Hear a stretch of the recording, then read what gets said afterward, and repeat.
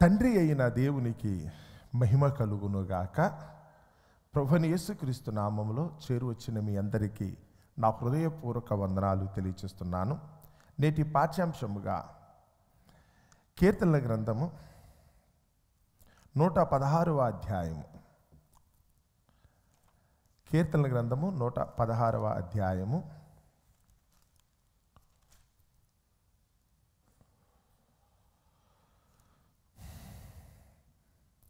12వ వచనం నుంచి కొన్ని మాటలు నేను చదువుతున్నాను. కీర్తనల గ్రంథము 116వ అధ్యాయము 12వ వచనం. యెహోవా నాకు చేసిన ఉపకారములన్నిటికీ నేను ఆయనకి ఏమి చెల్లించుదునో? రక్షణ పాత్రను చేతపుచ్చుకొని యెహోవా నామమున ప్రార్థన చేసేదను. యెహోవాకు నా మొక్కుబళ్ళు చెల్లించెదను. ఆయన ప్రజలందరి ఎదుటనే చెల్లించెదను. దేవుడు తన పరిశుద్ధ వాక్యమును మన వినికిడిలో దీవించి ఆశీర్వదించునుగాక. ఆమేన్. మరి చదవబడిన ఈ కీర్తన మరి వ్రాసినది ఎవరు అనుకున్నప్పుడు ఒకవేళ మనం వెనక్కి వెళితే 110వ కీర్తన నుంచి కూడా దావీదు గారు వ్రాసినట్టుగానే మనమైతే కనుక చూడొచ్చు. ఈ కీర్తనలన్నీ కూడా ఆయన రచనగానే మనం భావించాలి. ఇందులో ఒకానొక సందర్భం వచ్చినప్పుడు దావీదు కలిగిన ఆపదను బట్టి, అవసరతను బట్టి, ప్రమాదాన్ని బట్టి దేవునికి ఆయన మొర్రపెట్టాడు. ఆ మొర్రపెట్టినప్పుడైతే కనుక ఆయన మనస్సులో అయితే ఒకటేనంటాడు. దేవుని దగ్గరికి వెళ్ళి మొర్రపెట్టే సమయానికి ఆయన మనస్సులో తోటి మనుషుల మీద ఎలాంటి భావన ఉన్నది అంటే కనుక అక్కడ రాయబడిన మాట ఎలా ఉందో చూడండి. 11వ వచనం చదువుతున్నాను. నేను తొందరపడిన వాడని ఏ మనుష్యుడునూ నమ్మదగిన వాడు కాడనుకుంటుని. ఎలాంటి పరిస్థితిలో ఈ కృతజ్ఞతనైతే కనుక దావీదు గారు దేవునికి చెల్లిస్తున్నారో చూసుకోవాలి. తనకు కలిగిన ఆపద ఏ స్థాయి వరకు వెళ్ళిందనుకుంటే ఎవ్వరూ నమ్మదగిన వారు కారు. నన్ను కన్న తల్లి తండ్రి నమ్మదగిన వారు కాదు. నేను కట్టుకున్న భర్త భార్య నమ్మదగిన వారు కాదు. నేను కనుక్కున్న పిల్లలు నమ్మదగిన వారు కాదు. ఎవరిని నమ్మినా చివరికి నేను మోసపోతున్నానన్న ఉద్దేశంతో ఎవరిని నమ్మకూడదని ఒక నిర్ణయానికి వచ్చాడట. అంటే ఎదురైన పరిస్థితులు ఆయనకైతే కనుక ఎంత ఇబ్బందికరంగా ఉన్నావన్న సంగతి ఈ ఒక్క మాటలో మనం చూసుకోవాలి. ఏ మనుషుడు కూడా నమ్మదగిన వాడు కాడు అనుకుంటేనే ఎవరికి అడిగినా, ఎవరి దగ్గరికి వెళ్ళినప్పుడు కూడా ఎవరు కూడా నాకు తగిన సహాయం చేయలేదు. అందరూ కూడా అయితే కనుక నమ్మించి మోసం చేసిన వారే తప్ప ఎవరూ కూడా నాకు సహాయం చేయలేదు. ఇలాంటి పరిస్థితుల్లో ఆయన దేవుని దగ్గరికి వెళ్ళి ప్రార్థన చేసుకున్నాడట. మీ దగ్గరికి వచ్చినప్పుడు కూడా ఇంకా సింపుల్గా నేను పెద్ద వివరణ ఏమి ఇవ్వక్కర్లేదు అనుకుంటే కదా. లోకంలో అనేకమైన సందర్భాల్లో మన జీవితకాలం అనుకున్నప్పుడు అనేకమైన సందర్భాల్లో మనకు కూడా ఇలాంటి అనుభవమే ఎదురవుతూ ఉంటుంది. ఇలాంటి అనుభవం మనకు ఎదురైనప్పుడు ఒకటే అనిపిస్తూ ఉంటుంది, చిచి ఎవరిని నమ్మకూడదు కదా. ఎవరి మీద నమ్మకం లేదు కనుకనే ఈరోజు లోకంలో చాలామంది వదిలిపెట్టి, ఇల్లు వదిలిపెట్టో, ఊరు వదిలిపెట్టో, లేకపోతే తమ వారనుకున్న వారిని వదిలిపెట్టి దూరంగా పారిపోతున్న వాళ్ళు ఉన్నారు. మరికొంతమంది అయితే కనుక మరీ తెగించి ఇంక ఈ ప్రపంచాన్ని వదిలిపెడదామనే ఉద్దేశంతో ఆత్మహత్యలు చేసుకుని కూడా చనిపోయే వాళ్ళు కూడా చాలామంది ఉన్నారు. ఎందుకంటే నా తల్లి తండ్రి అంటే కనుక కొంతమందికి నమ్మకం, మమ్మల్ని కన్న తల్లిదండ్రులు కదా, వారికి నేనంటే ప్రేమ ఉంటుంది కదా. నేను తప్పు చేసినా లేకపోతే కనుక నాకు ఏదైనా ఆపద కలిగినా, అవసరం వచ్చినా తప్పకుండా నాకు సహాయం చేయడానికి వాళ్ళు ఉంటారన్న ధైర్యంతో బిడ్డలు ఉండాలి. లేదా కట్టుకున్న భర్త భార్య కదా, కాపురం చేసేవాళ్ళు ఏదైనా చిన్నపాటి విషయం జరిగినా వెంటనే నన్ను ముద్దులు పెడతారన్న భయం వాళ్ళకు ఉండకూడదండి. కొడుకుల దగ్గరికి వచ్చినా, కూతురు దగ్గరికి వచ్చినా కష్టపడి కనిపించాను కదా. తోబుట్టులు అనుకున్న బంధుమిత్రుల దగ్గరికి వచ్చినప్పుడు కూడా ఎన్నో సందర్భాల్లో వారికి నేను సహాయం చేశాను కదా. స్నేహితులు అనుకున్న వారి కోసం ఎన్నో సందర్భాల్లో శ్రమ పడ్డాను కదా. కాబట్టి ఇంతమందికి ఇన్ని చేశాను కనుక ఏదో ఒక సమయంలో తప్పకుండా ఆపద కలిగితే వాళ్ళు సహాయం చేస్తారన్న ధైర్యంతోనే ఈరోజు లోకంలో చాలామంది ఉండిపోతున్నారు. కానీ లోకంలో మనుషుల దగ్గరికి వచ్చినప్పటికల్లా ఒకనొక సమయానికి ఎవ్వరూ కూడా అయితే కనుక మొహం చూసేవాళ్ళు కూడా లేకుండా పోతున్నారు. మనకి అన్నీ ఉన్నంతసేపు మన చుట్టూ తిరిగి మళ్ళీ అన్ని విధాలుగా వాడుకున్నవారు, మనకేదైనా కష్టమో నష్టమో ఆపద కలిగినప్పుడు మనకెందుకు నేను తప్పించుకుని వెళ్ళిపోవటమే కాకుండా కొన్ని సందర్భాల్లో మనల గురించి అయితే కనుక నీచంగా మాట్లాడటం, అవమానించటం, అపహాస్యం చేయటం కూడా చేస్తున్నారు. ఎప్పుడైతే ఇలాంటి పరిస్థితులు మనకి ఎదురైనవో ఇంకా మనుషుల మీద మనకి నమ్మకం పోతుందండి. మనుషుల మీద మనకి నమ్మకం పోతుంది. ఇక దావీదు గారి దగ్గరికి వచ్చినప్పుడు కూడా ఈయన కూడా అలాగే అనుకుంటా, ఏ మనుష్యుడు నమ్మదగిన వాడు కాడు. ఎంతగా అంటే కనుక ఆయన గాతు అనే పట్టణానికి ఆపత్కాలంలో ఒకసారి అక్కడికి వెళ్ళాడట. అయిన వారందరూ విడిచిపెడితే సొంత దేశం వాళ్ళు తన వల్ల సహాయం పొందుకున్న రాజైన సౌలు కూడా దావీదుని చంపాలని ప్రయత్నిస్తే అతని దేశం వదిలిపెట్టి పారిపోవలసిన పరిస్థితి వచ్చిందంట. చివరికి ఎక్కడికంటే కనుక ఒకప్పుడు తాను ఎవరికైతే హాని చేశాడో ఆ గాతు పట్టణం దగ్గరికి వెళ్ళి వాళ్ళు శరణు కోరాల్సిన పరిస్థితి వచ్చిందట. అక్కడికి వెళ్ళినప్పుడు వాళ్ళేమో శరణు కోరిన దావీదునైతే కనుక క్షమించే మనసు లేక ఇతను ఒకప్పుడు మనకి హాని చేశాడన్న ఉద్దేశంతో దావీదుని చంపడానికి వాళ్ళు ప్రయత్నం చేశారట. ఆ సమయంలో దావీదు నిజంగానే పిచ్చివాని వలెగా నటించాల్సిన పరిస్థితి వచ్చిందంట. నటించడం వాస్తవంగా ఆలోచించడం కాదు, తన మానసికంగా నిజంగానే పిచ్చోడు అనేట్లు లెక్కే. ఏంటిది, రెంటికి చెడ్డ రావడిని కదా, ఏదో నా వాళ్ళకి నేనేదో సాయం చేద్దామన్న ఉద్దేశంతో ఎవరెవరికో శత్రువుని అయిపోయాను. నా వల్ల మేలు పొందిన వారందరూ ఈరోజు నాకు శత్రువులు అయ్యారు. ఎవరి కోసమైతే నేను శత్రువుని అయ్యానో వాళ్ళు నాకు శత్రువులుగా ఉన్నారు. ఇప్పుడు తీరా చూస్తే రెండింటిని మధ్య నేను చిక్కుపడ్డాను. ఏంటి పరిస్థితి, ఎవరిని నమ్మాలి, నేను ఎవరి కాళ్ళు పట్టుకోవాలనే ఉద్దేశంతో అయితే కనుక దావీదు చాలా ఒక విధంగా చూస్తే మానసికమైన వేదన అనిపించుంటాడండి. అలాంటి పరిస్థితులు అంటున్నాడు, ఏ మనుష్యుడు నమ్మతగిన వాడు కాడు. ఈ సమయంలో ఎవరైతే కనుక ఎలాంటి పరిస్థితికి వచ్చారో వారికి ఉన్నదల్లా ఒక్కటేనండి. నిజమే, మీరు అన్నదల్లా 100% నిజం. ఈరోజు కూడా లోకంలో మనుషుల యొక్క ప్రవర్తన బట్టి, అయిన వారు అనుకున్న వాళ్ళు కూడా చేసిన మోసాన్ని బట్టి ఈరోజు చాలామంది కృంగిపోతున్నారు. అలాంటి వారందరూ కూడా దావీదు చెప్తున్నాడు, ఎందుకు మనుషులను నమ్మటం వల్ల లేదు. అందుకే నేను చాలా స్టేట్మెంట్లు ఇచ్చాడు. మనుషులను నమ్ముకున్నట్టే కంటే, రాజులను నమ్ముకున్నట్టే కంటే దేవుని ఆశ్రయించటం మేలు. వెండి బంగారమును నమ్ముకున్నట్టు కంటే దేవుని ఆశ్రయించటం మేలు. గుర్రాలని రథాలని నమ్ముకోవటం కంటే దేవుని ఆశ్రయించటం మేలు. ఇవేవి కూడా నిజం కాదు. లోకంలో ఈరోజు మీరు నమ్ముకుని దేనిని బట్టయితే మీరు ముందుకు వెళుతున్నారో ఏది కూడా మీతో పాటు వచ్చేది కాదు. మీకు అన్నీ ఉన్నంతసేపు మీకు అలంకారంగా వాళ్ళందరూ ఉంటారు. కానీ మీ ఒంట్లో బలం పోగొట్టుకున్న రోజున, ఆరోగ్యం పోగొట్టుకున్న రోజున, మీ జీవితంలో అయితే కనుక ఉన్న ధనములు అయితే మరొకటి పోగొట్టుకున్న రోజున ఎవ్వరూ కూడా మీతో పాటు ఉండేవారు లేదు సరికదా. ఉన్నవారందరూ కూడా ఒక్కొక్కరుగా మిమ్మల్ని విడిచిపెట్టి వెళ్ళిపోతారు. అందుకనే దావీదు మొదటి నుంచి కూడా దేవుని యందు భయభక్తులు కలిగిన వాడు కనుక, అరణ్యములో ఒంటరిగా ఉండే తన గొర్రెలు కాచుకోవడం తనకు అలవాటు కనుక, నేను ఎప్పుడు ఒంటరి వాడినే, నేను ఒంటరిగానే ప్రారంభించాను. తర్వాత అనేక మంది నా చుట్టూ చేరారు, అన్నీ ఉన్నంతసేపు నా చుట్టూ ఉన్నారు. ఆపద కలిగినప్పుడు అందరూ కూడా మళ్ళీ పారిపోతున్నారు. నేను ఎందుకు భయపడాలి, నేను ఒంటరిగానే ఉన్నప్పుడు దేవుడు నన్ను కాపాడలేదన్న ఉద్దేశంతో వీళ్ళందరినీ వదిలిపెట్టి మరలా దావీదైతే కనుక దేవుని సన్నిధికే వెళ్ళాడట. దేవుని సన్నిధికి వెళ్ళాడట. వెళ్ళి ఏమన్నాడో చూడండి, అక్కడ 116వ అధ్యాయం మొదటి వచనం నుంచి చదువుతున్నాను. యెహోవా నా మొరను నా విన్నపమును ఆలకించి ఉన్నాడు కాగా నేను ఆయనను ప్రేమించుచున్నాను. నాకు మొదటి నుంచి ఉన్నది అదే. నేను మనుషులను నమ్ముకోలేదు, నేను ఇప్పుడు కూడా దేవుణ్ణే నమ్ముకున్నాను. నాకు ఆపత్కాలం వచ్చినప్పుడు సింహమో ఎలుగుబంటో కూడా నా మీద దాడి చేసినప్పుడు నా తల్లిదండ్రులు కానీ నా అన్నదమ్ములు కానీ నా దగ్గర ఎవరు లేరు. నేను చిన్నప్పుడే బాలుడుగా ఉన్నప్పుడే ఇలాంటి ఇబ్బందికరమైన పరిస్థితిని, ప్రమాదాలను ఎదుర్కొన్నాను. నేను భయపడ్డానా? నేను ఆ రోజు నుంచి కూడా దేవుణ్ణి ప్రేమిస్తున్నాను. అందుకనే దేవుడైతే కనుక నా మొరను నా విన్నపములను ఆలకించి ఉన్నాడు. ఆయన నాకు చెవి యొగ్గాను కావున నా జీవిత కాలం అంతయు నేను ఆయనకు మొర్ర పెడతాను. నా జీవితకాలం అంతా, ప్రారంభంలో ఉన్నాను, కొద్ది కాలం మర్చిపోతాను అని కాదు అక్కడ పాయింట్. అక్కడ నాకు తెలుసు నా జీవితకాలం అంతా ఏ రోజు కూడా దేవుని నేను మర్చిపోను. లోకంలో కొంతమంది వస్తూ ఉంటారు, కంగారు పడకండి. మనుషులు వచ్చినంత మాత్రం చేత దేవుణ్ణి మర్చిపోకండి. ధనం వచ్చినంత మాత్రం చేత దేవుణ్ణి మర్చిపోకండి.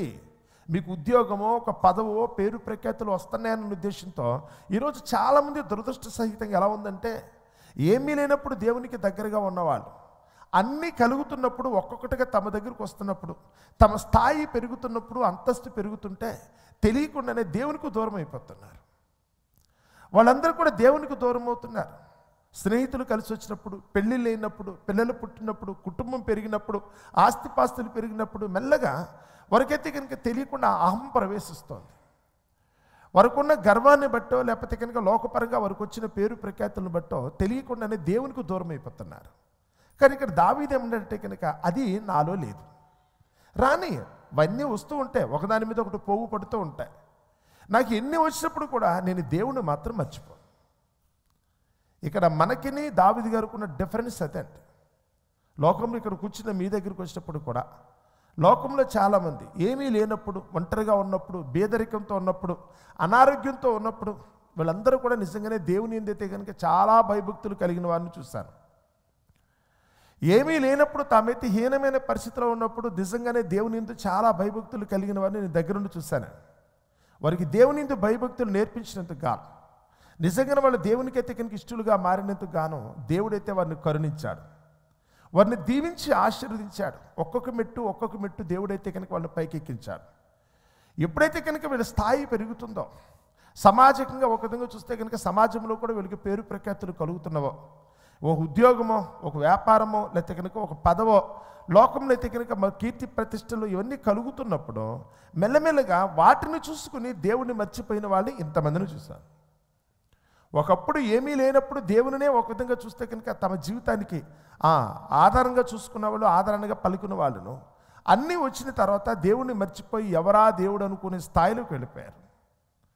తమ్మును తామే గొప్ప చేసుకునే పరిస్థితులు. ఒక రాజైన సౌలే దానికైతే కనుక చక్కటి ఉదాహరణ. కానీ దావీదు గారి దగ్గరికి వచ్చినప్పుడు ఆయన ఏమన్నాడు తెలుసా? నేను చిన్నప్పుడు ఎలాగైతే ఉన్నాను, నేను ఒంటరిగా ఉన్నప్పుడు దేవుని ఆశ్రయాన్ని కోరుకుని ఎలాగైతే జీవించానో ఇప్పుడు కూడా అంతే. వస్తూ ఉన్నారు నా దగ్గరికి, అనేక మంది వచ్చారు, అనేక మంది కూడా వెళ్ళిపోయారు. ఒకనొక సమయానికి నన్ను ఒంటరివాడిని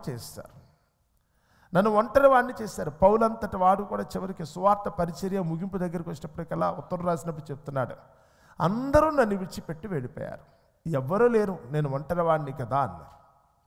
నిజంగానే దేవుని యొక్క పరీక్షా సమయం అనుకున్నప్పుడు, ఒకవేళ లోకంలో అందరూ వస్తే కనుక ఒకవేళ దేవునికి నువ్వు దూరం అవుతావని ఉద్దేశంతో ఒక్కొక్కసారి అందరినీ కూడా దూరం చేస్తాడు. నిన్ను ప్రేమించేవాళ్ళే కావచ్చు, నువ్వు ప్రేమించేవాళ్ళే కావచ్చు, నీకు ఎవరైతే కనుక తోడుగా కుడిభుజంగా తిరిగే వాళ్ళు ఉంటారో వారందరినీ కూడా నీకు దూరం చేసినప్పుడు అప్పుడు దేవుడు నిన్ను పరీక్షిస్తాడు. ఒకవేళ మనుషులు దూరం అయితే కనుక నువ్వు తొందరపడి అయితే కనుక భయపడి దేవునికి ఒకవేళ కనుక నువ్వు విరోధంగా మాట్లాడతావా? వాళ్ళ దగ్గరికి ఉన్నా దూరంగా ఉన్నప్పుడు కూడా ఎప్పటికి కూడా నువ్వు దేవునికి విధేయునిగా ఉంటావా అన్నది ఇక్కడ పరీక్ష. యోబు గారి జీవితం దగ్గరికి వచ్చినప్పుడు కూడా యోబు గారికి అన్నీ ఇచ్చినప్పుడు కూడా దేవుడైతే ఆయనైతే దేవునికైతే దగ్గరగానే ఉన్నాడు. ఒక్కొక్కటి తీసేస్తే ఏం చేస్తాడు అది కూడా పరిశీలించాడండి. అప్పటికి కూడా అయితే కనుక దేవుడు యోబు గారు అయితే కనుక దేవుని మీద నమ్మకం కోల్పోలేదు. ఈరోజు విశ్వాస పరీక్ష అనుకున్నప్పుడు ఇట్లాగే ఉంటుంది. అందరూ విడిచిపెట్టి వెళ్ళినప్పుడు వ్యక్తిగతంగా ఆలోచిస్తే దావీదు అనుకున్నాడట, ఏ మనుషుడు నమ్మదగిన వాడు కాడు, ఏ మనుషుడు నమ్మదగిన వాడు కాదు. అందుకనే నమ్మదగిన మనుషుల గురించి నేను ఆలోచించడం ఏంటి, నమ్మదగిన వ్యక్తుల కోసం నేను ఆరాటపడటం ఏంటి? నిజంగా వాళ్ళు కనుక నాకు హితులైతే ఆపత్కాలం అనుకున్నా ఇంకోటి వచ్చినప్పుడు కూడా నన్ను విడవకుండా ఉండాలి. నిజమైన స్నేహితుడు ఏం చేస్తాడట, విడువక ప్రేమిస్తాడు. అట్టివాడు దుర్దశలో సహోదరుడిగా ఉంటాడు కదా అంటుంది వాక్యం. నీ నిజమైన వారు ఎవరైతే ఉన్నారో, అది భార్య అనుకున్నా, భర్త అనుకున్నా, బిడ్డలు అనుకున్నా, తల్లిదండ్రులు అనుకున్నా, నీ స్నేహితులు, నీ బంధువులు ఎవరైనా పర్వాలేదండి, వారు నిజంగా కనుక అందుకు తగ్గ అర్హత కలిగిన వారైతే ఎలాంటి పరిస్థితుల్లో కూడా పొరపాటును కూడా నిన్ను విడిచిపెట్టి వెళ్ళరు. నువ్వు హంతకుడువైనా కానీ కొన్ని సందర్భాల్లో నువ్వైతే కనుక ఎవరిని చంపి హంతకుడువైనా అప్పటికి కూడా నీ భుజం దగ్గర ఉంటారు. ఎస్, నువ్వు మంచోడు అయినప్పుడు మాత్రం ఒక హితుడు కాదు, నువ్వు మంచి పనులు చేసినప్పుడే కాదు, ఒకళ్ళ పరిస్థితి బాగోక నువ్వు తెలియక ఒకళ్ళ తప్పు పనులు చేసినప్పుడు కూడా నేను నిన్ను సమర్థిస్తానని ఎవరైతే పక్కన ఉంటారో వారు నిజమైన స్నేహితులు అవుతారు. దేవుడు ఇలాంటి వారినే వెతకమని చెప్పాడు. అంతేగాని నిన్నేదో ఒకళ్ళ మంచిగా ఉన్నంతసేపు నీ పక్కన కూర్చుని నువ్వేదైనా పొరపాటు చేసి నీ మీద నిందపడిన రోజున నువ్వెవడవో తెలియదని వెళ్ళిపోతే కనుక వీళ్ళు మనుషులు కాదు, వీళ్ళు నమ్మదగిన వారు కాదు. దావీదు గారి దగ్గరికి వచ్చినప్పుడైతే కనుక ఆయన అదే చెప్తున్నారు. అందుకనే మనుషులు ఎవరు నమ్మదగిన వారు కారు కనుకనే నేను ఎవరి దగ్గరికి వెళ్ళి సహాయం అడిగాను, దేవుని దగ్గరికి వెళ్ళాను. అప్పుడు ఆయన ఏం చేశాడు, నా మొరను, నా విన్నపమును ఆలకించాడు. నేనేంటో ఆయనకి తెలుసు కదా. ఒకళ్ళ నలుగురు నన్ను చూసే తెగిన ఒకళ్ళ నిందలు వేసే పరిస్థితి వచ్చినా అది అబద్ధమన్న సంగతి లోకంలో మనుషులకు అర్థం కాకపోవచ్చేమో కానీ దేవునికి తెలుసు కదా. లోకంలో మనుషులైతే కనుక రోజు సమయోచితంగా మాట్లాడతారు, సందర్భోచితంగా అంటారు. వాళ్ళకి నాలుక ఎలాగైనా మాట్లాడుతుంది, పెడితే పెళ్ళి లేకపోతే చావు. ఇలాంటి వారితో నాకే అలా పని, నేను వీళ్ళని గురించి నేను ఎందుకు భయపడాలి, నేను వీళ్ళ గురించి ఎందుకు భయపడాలని చెప్పి ఆయన ఏమన్నాడు చూడండి. అక్కడ 3వ వచనం చదువుతున్నాను. మరణబంధములు నన్ను చుట్టుకొని ఉండెను, పాతాళపు వేదనలు నన్ను పట్టుకొని ఉండెను, శ్రమయు దుఃఖమును నాకు కలిగని. ఎంత కష్టంలో దావీదు గారు దేవునికి మొరపెట్టుకోవాల్సి వచ్చిందంటే చెప్తున్నాడు. మరణం నన్ను చుట్టుకునే పరిస్థితి వచ్చింది, పాతాళంలోకి వెళ్ళిపోతున్నాను కూడా నేను అనుకున్నాను. శ్రమ దుఃఖం కనీసం ఓదార్చే వాళ్ళు కూడా ఎవరూ లేరు. అప్పుడు అన్నాను నేను, యెహోవా దయచేసి నా ప్రాణమును విడిపింపమని యెహోవా నామమును బట్టి నేను మొరపెట్టుతిని.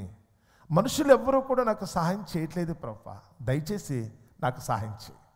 నేను చెయ్యని తప్పుకి శిక్ష అనిపిస్తున్నాను కదా, నేను చెయ్యని నేరానికైతే కనుక నిందలు ఆరాళ్ళు పడుతున్నాను కదా ప్రభువా. మనుషులు అయితే కనుక అది నిజమంటున్నారు. ఏదో ఒక కుక్క మొరిగితే కనుక 10 కుక్కలు మొరిగినట్టుగా లోకంలో ఒక నింద పడిందంటే 10 మంది నిజమో అబద్ధమో చూడకుండా అయితే కనుక వెంటనే అది నిజమని చెప్పి ప్రచారం చేస్తున్నారు కదా ప్రభువా. కాబట్టి నాకు సహాయం చేయమని నేనైతే కనుక దేవునికి మొరపెట్టాను. దేవుడు ఎలాంటి వాడు? ఆయన దయాళుడు, ఆయన నీతిమంతుడు. మన దేవుడు వాత్సల్యత కలిగిన వాడు. యెహోవా సాధువులను కాపాడువాడు. నేను కృంగి ఉండగా ఆయన నన్ను రక్షించాను.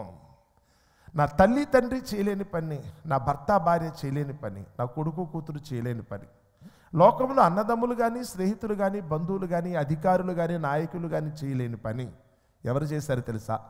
దేవుడు చేశారు. మనుషులు వీళ్ళు లోకంలోనూ వాళ్ళు ఎంతటి వారైనా, లోకాన్ని వాళ్ళ కనుక పరిపాలించే అధికారులు ఉంటారు, ప్రధానమంత్రులు ముఖ్యమంత్రులు కూడా ఉండొచ్చు, వాళ్ళు మనుషులే కదండి. ఏం చేస్తారు వాళ్ళు? మనకు ఆపత్కాలం వచ్చినప్పుడైతే కనుక రక్షిస్తారా? వాగ్దానాలు చాలా చేస్తారు. వాళ్ళు చెప్పే మాటలైతే కనుక కోటలు దాటిపడుతూ ఉంటాయి. కానీ ఆపద కలిగినప్పుడు ప్రాణం కనుక ఒకరు కనుక మరణానికి సమీపిస్తే రక్షించే వాళ్ళు ఎవరు ఉండరు, ఒక్క దేవుడు తప్ప. అందుకే నేను దేవుని వైపు తిరిగి ఆ దేవుని అయితే కనుక వేడుకున్నాను. మనుషుల నుంచి అయితే కనుక నన్ను కాపాడు, మనుషుల చేతిలోంచి నన్ను విడిపించని చెప్పి నేను మొరపెట్టుకున్నాను. దేవుడు దయాళుడు నీతిమంతుడు గనుక, ఆయన వాత్సల్యత కలిగిన వాడు గనుక నాకు కలిగిన శ్రమలన్నిటిలో నుంచి కూడా నన్ను తప్పించాడు. ఇక్కడ కూర్చున్న మీరు అందరూ ఖచ్చితంగా ఇదే మాట చెప్పాలని. మీ పరిస్థితి ఎలా ఉందంటే కనుక ఇది అందితే జుట్టు అందకపోతే కాళ్ళు లేక, లోకంలో ఉన్న వాళ్ళందరూ మీరు చీకొట్టినప్పుడేమో మీరు దేవుని దగ్గరికి వస్తారు. మీ దురదృష్టకరమైన పరిస్థితి. మిమ్మల్ని ఎవడో పట్టించుకోకుండా మిమ్మల్ని మంచం మీద వదిలేస్తున్న రోజున, మేము ఒంటరిగా వదిలేస్తున్న రోజున లేవలేని పరిస్థితుల్లో మాత్రం దేవుడా అని ప్రార్థన చేస్తారు. మళ్ళా కుక్క తన వాంతికి తిరిగినట్టుగా, కడగబడిన పంది మళ్ళీ బురదలోకి వెళ్ళిపోయినట్టుగా, మళ్ళీ మీ ఆరోగ్యం సెట్ అవ్వగానే ఎవరైతే మిమ్మల్ని చీకొట్టు వదిలేశారో మన వాళ్ళ దగ్గరికి వెళ్ళి మీరు నాకుతూ ఉంటారు. లోకంలో ఇక్కడ కూర్చుని మీ అందరు బ్రతికింతేనే అండి. రోషం ఉండాలి కదా. నిజంగా నాకు ఆపద కలిగినప్పుడు నన్ను పట్టించుకున్నప్పుడు, నేను కష్టాలు ఉన్నప్పుడు నన్ను చూడనప్పుడు తిరిగి వాళ్ళ మొహం నేను ఎందుకు చూడాలి? ఒకవేళ నేను ఆ రోజే ప్రాణం పోగొట్టుకుంటే కనుక ఈరోజు నేను లేకపోతే ఏంటి? దేవుడు నన్ను కరుణించి నన్ను కనుక రక్షించాడు అనుకుంటే, నా ఆపదలో రక్షించలేని వాడికి, నాకు సాయం చేయని వాడి వైపు నేను ఎందుకు చూడాలి? రోషం ఉండాలండి మనిషి కొంచెం కూడా ఈరోజు రోషం లేదు. మళ్ళీ కుక్కలాగే వాళ్ళే నాగుతూ ఉంటారు. చీకొట్టిన వారి దగ్గరికి వెళ్ళి మళ్ళీ అయితే కనుక కలుపుకు తిరగడానికి ప్రయత్నిస్తారు. అందుకని దావీదైతే మాత్రం ఆ పని చేయట్లా. ఆయన దేవుని చిత్తాన్ని ఎరిగిన వాడు కదా. ఆయన ఏమంటున్నాడు తెలుసా? ఈరోజు మనం చదువుకున్న వాక్య భాగం దగ్గరికి రండి ఇప్పుడు ఒకసారి. 12వ వచనం, యెహోవా నాకు చేసిన ఉపకారములన్నిటికీ నేను ఆయనకి ఏమి చెల్లించుదును? రక్షణ పాత్రను చేతపుచ్చుకొని యెహోవా నామమున ప్రార్థన చేసేదను. యెహోవాకు నా మొక్కుబళ్ళు చెల్లించేదను. ఆయన ప్రజలందరి ఎదుటనే చెల్లించేదను కదా. దేవుడు నాకు చేసిన మేలును బట్టి అందరి ముందే చెప్తాను, మీరెవ్వరూ కూడా నాకు సహాయం చేయలేదు. నా కష్టకాలం వచ్చినప్పుడు మీరెవ్వరూ కూడా నాకు తోడ్పాటును అందించలేదు. నా ప్రాణాపాయ పరిస్థితి వచ్చినప్పుడు ఒక్కరు కూడా నాకు సహాయం చేయలేదు. ఇవన్నీ చేసింది ఎవరు? ఆ దేవుడు. ఆ దేవుడు నాకు సహాయం చేశాడు కనుక మిగిలిన జీవితం ఎవరికి అర్పించాలి? ఆ దేవునికి అర్పిస్తాను. నిజంగానే చనిపోయినా కానీ మీరు చూస్తూ ఉండేవాళ్ళే తప్ప ఎవరు నాకు సహాయం చేయలేరు. కాబట్టి నా ప్రాణం మీద మీకు అధికారం లేదు, నా జీవితం మీద మీకు ఏం పెత్తనం లేదు. ఈరోజు నేనంటూ ఒకరు కనుక ప్రాణాలతో ఉన్నాను అనుకుంటే కారణం దేవుడు కదా. అందుచేతనే ఆ దేవునికే నేను నమ్మకంగా ఉంటాను, ఆయనకే నా మొక్కుబళ్ళు చెల్లిస్తాను. ఆయన రక్షణ ప్రార్థన చేపట్టి ఆయన నామమునైతే కనుక ప్రజలందరిలో ప్రకటిస్తానని చెప్పి ఆయనైతే కనుక నిర్ణయం తీసుకున్నాడు. అందులో సందర్భంలో భార్య వచ్చిందంట. ఈయన దేవుని సన్నిధిలో అయితే దేవునికి మందసం తీసుకొచ్చేటప్పుడు ఆయన సన్నిధిలో సువార్త చెప్తున్నాడు అనుకోండి చెప్పవచ్చు. అందరి ముందైతే కనుక ఒక మామూలు సగటు భక్తుల్లేగా రాజవస్త్రాలు తీసివేసి మామూలు భక్తుల్లేగా అయితే కనుక ఆయన సన్నిధిలో అయితే కనుక పాటలు పాడుకుంటూ డ్యాన్స్ వేసుకుంటూ వస్తున్నాడట. దూరం నుంచి చూస్తుందంట భార్య, మేడగదిలోంచి చూస్తుందంట. తన భర్త అలా డ్యాన్స్ చేయటం చూసి కిందకు వచ్చేస్తే కనుక చాలా అవమానం నాకు అన్నట్టు. ఏమైంది అన్నట్టు. నువ్వు రాజు అని నిన్ను చేసుకున్నాను, నువ్వు వీరుడు శూరుడు అని చేసుకున్నాను, నువ్వేంటి అందరిలాగైతే కనుక దేవుని ముందు నాట్యం ఆడుతున్నావేంటి అన్నదట. ఇప్పుడు ఆడతాను, నీకేంటి ప్రాబ్లం అని. నువ్వు రాజు, అలా చేయకూడదు అందట.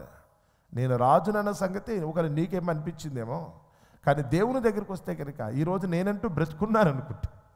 నాకు కలిగిన కష్టంలన్నింటిలోంచి కూడా రక్షించి నన్ను ఈరోజు వరకు నిలబెట్టాడు అనుకుంటే కారణం ఎవరు? ఆ దేవుడు. ఆ దేవుని ముందు ఇంతకంటే తగ్గించుకుంటాను, నీకు ఇష్టమైతే ఉండు, లేకపోతే లేదు అని చెప్పి అవతల పడేస్తాడు ఆయన. ఎందుకంటే గత కాలంలో జరిగిన పరిస్థితుల గురించి ఈ మీకాలుకి తెలియదు. చివరికి ఈ మీకాలు కూడా ఓ సందర్భంలో ఏం చేస్తుంది, భర్తను కూడా వదిలిపెట్టి వెళ్ళిపోయిన క్యాండిడేట్ ఇవిడ. తనకైతే కనుక తండ్రి దగ్గర గౌరవం లేదు, తనకి పదవి లేదు, లేకపోతే తన ప్రాణాపాయ పరిస్థితి వచ్చింది అనుకున్నప్పుడు ఈ మీకాలే దావీదును విడిచిపెట్టి వేరేవాడిని కూడా పెళ్లి చేసేసుకుంది. మళ్ళా రాజు అయిన తర్వాత ఆ భార్యని తెచ్చుకుంటే మళ్ళీ ఈవిడేదో చెప్తుంది. ఏమని చెప్పాలి వీడికి? నీకు అంత సీన్ లేదమ్మా, నా దేవుని కొరకు నేను ఎంతైనా తగ్గించుకుంటాను కదా అన్నాడు.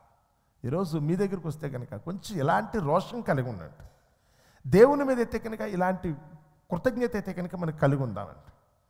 మన కష్టకాలం వచ్చినప్పుడు, ఆపత్కాలం వచ్చినప్పుడు మన మంచం నుంచి వెళ్ళిపోతాం అనుకునే స్థితులు మనకి ఎన్నో ఉత్పన్నమైనవి.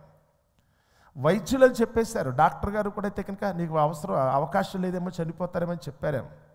నీకు ఎదురైన ప్రమాదాల దగ్గరికి వచ్చిన, ఆపదల దగ్గరికి వచ్చిన, వెంట్రుక వాసులో ఎన్నో సందర్భాల్లో మరణం నుంచి మీరు తప్పించబడ్డారు. కేవలం అది దేవుని యొక్క కృప. మనుషులెవరూ మీకు సహాయం చేయలేనప్పుడు దేవుడు మాత్రమే చేశాడు. మరి అలాంటి పరిస్థితిలో దేవుడు మీకు ఇంత గొప్ప మేలు చేస్తే ఇప్పుడు దేవుని కొరకు కాకుండా నేను ఎవరి కొరకు ఉంటానంటే మిమ్మల్ని ఏమంటారు చెప్పండి? ఇలాంటి ఒక విధంగా చూస్తే కనుక విశ్వాసఘాతకులే ఈరోజు ప్రపంచంలో ఎక్కువ ఉన్నారు. ఆపత్కాలం వచ్చినప్పుడేమో దేవుని వైపు తిరిగి దేవుని వల్ల సహాయం పొందటం, ఆపద తీరిన తర్వాత ఏమీ తీరినట్టుకైతే కనుక ఈరోజు మళ్ళీ కుక్కలాగా లోకంలోకి వెళ్ళితే కనుక లోకుల యొక్క చంకనాకటం ఈరోజు మనుషులకి అలవాటైపోయింది. అందుకని ఇలాంటి విశ్వాసహీనుల దగ్గరికి వచ్చినప్పుడు, ఇలాంటి విశ్వాసఘాతకుల దగ్గరికి వచ్చినప్పుడు రెండోసారి అడిగినా, మళ్ళీ ఎప్పుడైనా ప్రమాదం సంభవించినా, కష్టం వచ్చినప్పుడు కూడా దేవుడు పట్టించుకోడు.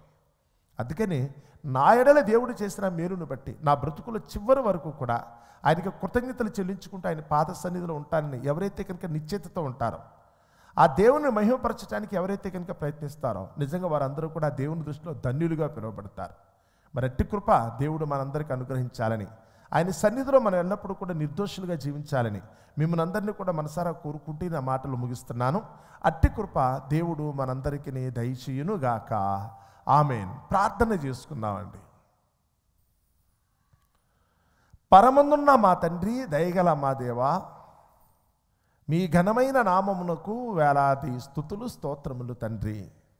మమ్మను ప్రేమించి మా ఆయుష్కాలంలో పొడిగించిన నేటి దినాన్ని మీ పాద సన్నిధిలో మీ మాట చొప్పున ప్రారంభించుకునే చక్కటి భాగ్యాన్ని మా అందరికీ ప్రాప్తింపచేసినందుకు మీకే స్తుతి స్తోత్రములు చెల్లించుకొనుచున్నాం.